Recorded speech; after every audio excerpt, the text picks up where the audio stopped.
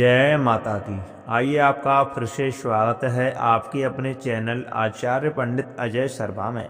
आज की इस वीडियो के माध्यम से हम आपको सुनाएंगे दशा माता के तीसरे दिन की व्रत कथा। जो भी भक्त इस कथा को सच्ची श्रद्धा, नियम और निष्ठा के साथ श्रवण करते हैं तो उन्हें दशा माता की विशेष कृपा प्राप्त होती है। चैत्र माह की कृष्ण पक्ष की तिथि को दशा माता की पूजा की जाती है और इस दिन दशा माता की कथा भी सुनी जाती है।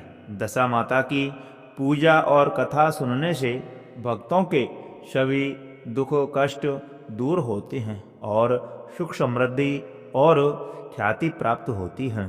दशा माता की कथा और पूजा का अनुसरण करने के लिए कुछ सामान्य धार्मिक प्रयोगों का अनुसरण किया जाता है। इस पूजा का विधान इस प्रकार से है। सर्वप्रथम सुबह उठकर के स्नान करें, फिर मन में संकल्प लें और शुद्ध होकर के स्वच्छ स्थल पर दशा माता का ध्यान करके बैठें। ऐसा करने पर सभी भावात्मक और शारीरिक अशुद्धियां दूर हो जाती हैं।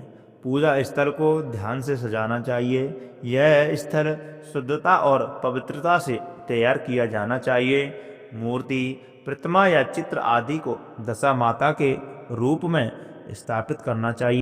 दीपक के लिए फूल, फल, जल नैवेद्य और पूजन सामग्री की व्यवस्था करनी चाहिए। ध्यान, मंत्र और चालीसा का पाठ किया जाता है। इस दिन पीपल के वृक्ष को भगवान विष्णु का स्वरूप समझ करके कच्चे डोरे में 10 गांठ लगा करके बांधना चाहिए। फिर पूजा समाप्त होने के उपरांत उस डोरे को अपने गले में धारण करना चाहिए।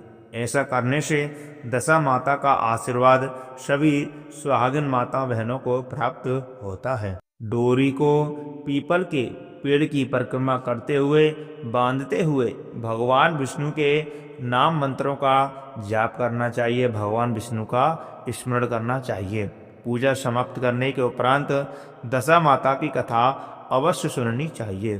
बिना कथा के यह व्रत अधूरा माना जाता है। इसके बाद घर जाकर के अपने घर में कुमकुम और हल्दी का छापा लगाना चाहिए।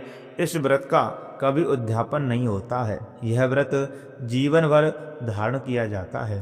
दशा माता माता पार्वती का ही स्वरूप है। दशा माता की सवारी ऊंट है। दशा माता के एक हाथ में तलवार, दूसरे में त्रिशूल, तीसरे में ढाल और चौथे में कमल का फूल रहता है।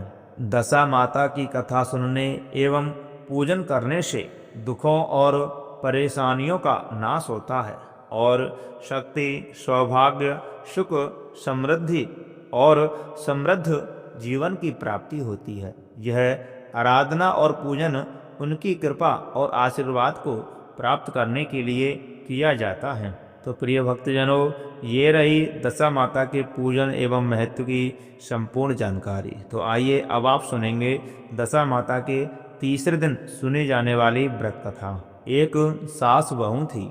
एक दिन सुबह सुबह सास ने बहू से कहा कि जाओ, आग लेकर के आओ और मेरे लिए भोजन बनाओ, बड़ी भूख लगी है। बहू हाथ में कंडी लेकर के गांव में आग लेने के लिए गई। उस दिन गांव भर में दशा माता की पूजा थी, इसलिए किसी के यहाँ से भी उसे आग ना मिली। वह खाली हाथ लौट कर के घर वापस आ गई। साय होने पर वह पड़ोसन के पास जाकर के बोली, मेरी सास तो दशा माता का डोरा नहीं लेती, परंतु अब की बार मैं डोरा लेना चाहती हूँ। मुझे पूजन की विधि भी बता देना। दोबारा जब डोरा लेने का समय आया तो बहू ने सास को बिना बताए दशा माता का डोरा ले लिया। 9 दिन वह किसी न किसी बहाने पड़ोसन के घर जाकर के कथा सुनती रही। 10वें दिन उसे चिंता सताने लगी कि मैं अब पूजा कैसे करूंगी। वह मन ही मन दशा माता का ध्यान धर करके सोचने लगी कि आज सास कहीं बाहर चली जाए तो मैं शांति पूर्वक पूजा कर लूं। दशा माता की कृपा से सास बहू से बोली, मैं आज खेतों में जा रही हूँ, यदि मुझे आने में देर हो जाए तो तुम मेरे लिए खेत पर खाना लेकर के आ जाना। बहू के मन की मुराद पूरी हो गई। वह तो यही चाहती थी। उसने सास से कहा कि आप निश्चिंत होकर के जाइए, घर का सारा काम मैं निपटा लूंगी। सास के जाते ही बहू ने स्नान करके दशा माता की पूजा की। उसके बाद वह पूजा की सामग्री मिट्टी के गोले में रख कर के उसे सिलाने के लिए ले जाने लगी कि उसकी सास खेत से वापस आ गई। सास को देखकर बहू ने जल्दी से उस गोले को मटकी में छिपा लिया। उसने सोचा कि उचित समय पर गोले को दही से निकाल करके विसर्जित कर आऊंगी। सास ने आते ही बहू से कहा, तुम मुझे खाना देने क्यों नहीं आई? अब तक क्या कर रही थी? बहू ने कहा कि आज मैंने सर के बाल धोए थे, उनके सूखने में देर लग गई, इस कारण भोजन बनाने में देर हो गई। मैं थाली लगाती हूँ, आप गुस्सा त्याग करके भोजन कीजिए। सासू का गुस्सा कुछ ठंडा हुआ। वह पैर धो करके चौके पर मैं आ बैठी ही थी कि उसका बेटा ही आ गया। वह भी माता के साथ भोजन करने बैठ गया। सास भोजन करके उठना ही चाहती थी कि उसका बेटा बोला, मुझे तो दही चाहिए। सास ने बहू से दही लेने के लिए कहा। बहू बोली, मैं तो रसोई में हूँ, आप ही इन्हें दही दे दें। सास हाथ धोकर के दही देने गई, परंतु जैसे ही उसने छाछ की मटकी उठाई तो उसमें कुछ गड़गड़ाने की आवाज आई। उसने हाथ डाल करके देखा तो उसे एक बड़ा सोने का गोला मिला। सास ने आश्चर्य से बहू से पूछा, इस छाछ की मटकी में यह सोने का गोला कहाँ से आ गया? इसे तुम कहाँ से चुरा करके लाई हो? यहाँ क्यों छुपा करके रखा है? मैं समझ गई कि इसी वजह से तुम छाछ देने नहीं उठी, इसका भेद बतलाओ। बहू बोली, मुझे कुछ नहीं पता, मेरी दशा माता जाने।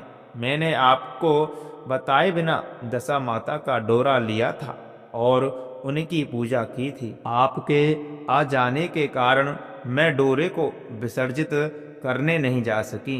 आपके डर से मैंने इसे छाछ की मटकी में छिपा दिया था। दशा माता ने इसे सोने का बना दिया, मैं इसमें क्या कर सकती हूँ? सास ने बहू को गले से लगा लिया और कहा, अब मैं भी तुम्हारे साथ डोरा लूंगी और विधिवत व्रत और पूजा किया करूंगी। हे दशा माता, जैसे तुमने इनको दिया वैसे ही सब भक्तों पर अपनी कृपा करना। बोलिए दशा माता की जय।